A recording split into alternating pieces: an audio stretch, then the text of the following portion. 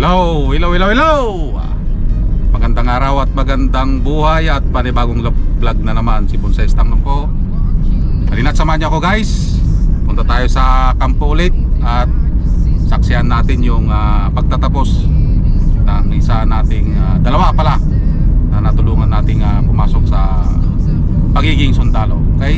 So abang-abang lang kung ano yung kaganapan. So isa ito sa natulungan natin na nakapasok bilang isang sundalo na ngayon. At ipapakilala ko sa inyo sino siya bago pumasok ng pagsusundalo. Ito ang kanyang kwento. Ito ang kanyang trabaho bago siya pumasok sa pagsusundalo. Pumasok siya bilang isang taga-deliver ng tubig, taga-karga ng tubig para matustusan niya yung kanyang pangangailangan. So habang inaantay niya na magkaroon ng kuta ng army, pumasok muna siya ito para may magamit siyang pera sa pag-a-apply.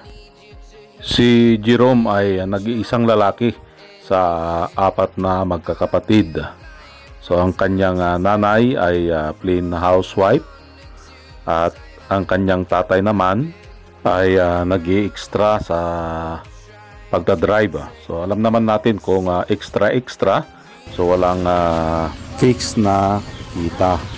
Sa ganitong trabaho, pinasok niya para magkaroon ng pangtustos niya sa kanyang pag-a-apply. Sabi nga nila, walang mahirap na trabaho sa taong may pangarap. Walang bayad ang mangarap. Libre ito. Kaya kung ikaw ay may pangarap, magsipag ka hanggang maabot mo ito. So ayan, napanood nyo yung kanyang kwento ng kanyang buhay bago siya pumasok ng pagsusundalo. Pumasok siya bilang isang doon sa tubig, maglagay ng tubig, deliver sa mga bahay-bahay. So ganun ang kanyang trabaho noon bago pumasok sa pagiging sundalo. So ito na siya ngayon. So anong masasabi mo ngayon at isa ka ng ganap na sundalo? Salamat sir. So maraming pasalamat ng maraming po dahil tinulungan niyo ko sa pagpasok ko dito sir. At ngayon sir, masaya sir kasi nakamit ko na po yung pangarap ko na maging isang sundalo sir.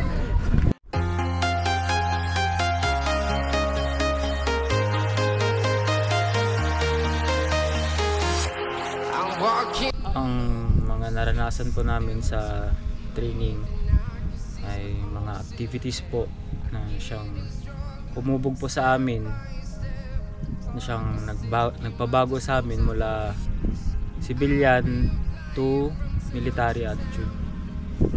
Sa mga unang buwan, dun po mararanasan namin yung hirap, exercises, ganun po, pag-aaral, siyang na tumulong po sa amin upang mabuild yung pagiging military attitude po namin.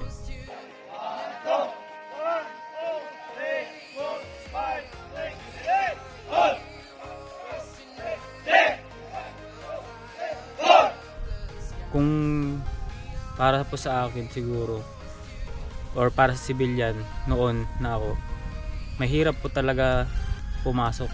I mean, mahirap po maging isang trainee kasi civilian ka eh, hindi mo alam kung ano yung mga gawain ng pinasok mo, pero sa pagtagal na overcome naman po namin hanggang sa masanay na yung mindset tsaka katawan po namin.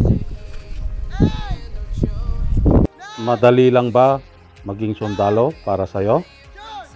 Kung ibabase ko po sa aming mga pinagdaanan, sa loob ng halos 7 buwan. Mahirap po ang maging isang sundalo dahil talagang susubukin ka pag nasa loob ka para mabuild yung dapat mong maging attitude na which is military attitude. Mahirap kung ibase sa mga trabaho na aming ginagawa, pero masasanay ka rin po pag tagal. At sabi nga po sa aming military professionalism, that is all part and parcel of our job. Kaya yun po. Anong masasabi mo ngayong sundalo ka na? Ang masasabi ko po na ngayong sundalo na ako ay masaya po dahil nabot ko na po yung pangarap ko na maging isang sundalo. At excited na rin po sa magiging next journey ko as bilang isang sundalo. At sobrang thankful ko din po dahil una-una sobrang laking pasalamat ko po sa Ama dahil ginabayan niya ako at di niya ako iniwan sa dami ng pinagdaanan doon. Siya lang yung makakapitan mo bukod sa mga kabady mo, mga kabatch mo. Walang ibang makakapitan doon kundi ang Diyos lang. Yun, thankful din ako sa lahat po ng tumulong sa akin dahil sobrang dami ko rin pong pinagdaanan bago ako maging isang sundalo. Sa pag-apply, sa di natin maiwasan, may mga gastusin dahil sa mga pamasahe. Sobrang thankful po ako sa mga tumulong, mga nagbigay ng tulong sa akin, sa tumanggap po sa akin sa trabaho upang makapag-ipon kila Lidona sa water filling station. Sobrang thankful po sa kanila. Sa mga pinsan ko po na tumulong sa akin, sobrang laki po ng pasasalamat ko sa kanila sa mga binibigay nilang gamit, through financial or gamit po, mga bagay. Lalo na po kay Sir Bonsaistang Lumpo. Sobrang thankful ko po sa'yo, Sir Tito, dahil kung hindi po dahil sa inyo na idol ko, hindi ko po matutupad, maabot yung pangarap ko. Sobrang laki po ng tulong nyo sa akin mula pag-exam hanggang sa pag-apply. Ginabayan nyo po talaga ako, hindi nyo ko pinabayaan. Lahat ng mga advice na binibigay nyo sa akin, sobrang laking tulong po nun sa akin.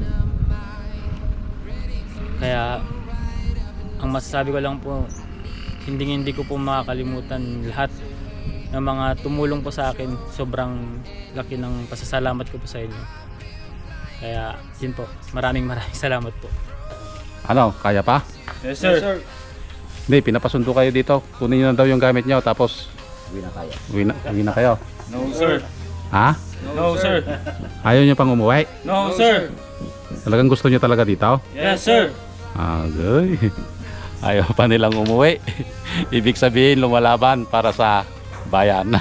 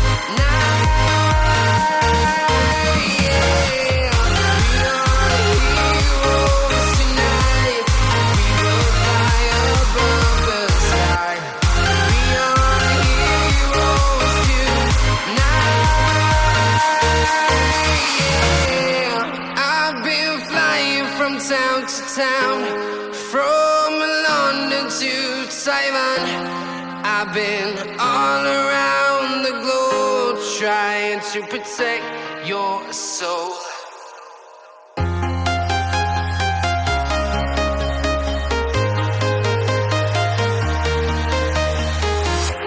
I'm walking alone, the streets are empty.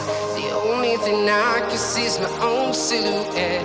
I'm getting stronger, step by step. The clock is ticking, but there's no time for regrets. I've been flying from town to town, from London to Taiwan. I've been all around the globe, trying to protect your soul. We are heroes tonight. We will fly above the sky. We are heroes tonight. Yeah. So, bilang isang tao, napakasaya yung isang pangarap mo na matupad. At ito na, natupad na nga. So, ingat lang palagi. No? Yes sir. At magtrabaho ng tama. Yes sir. Yun, lagi mong tatandaan yun, mag-ingat and magtrabaho para sa bayan. Yes sir. No? Yes sir. Handa ka nang mamatay. Yes sir. Baka ayaw mo pa. No sir. Okay, yun, matapang. Handa na daw siyang mamatay. Alang-alang sa bayan. Okay? So maraming salamat at nasamahan nyo na naman si Bonsai Talumpo. Hanggang sa muli. Bye-bye.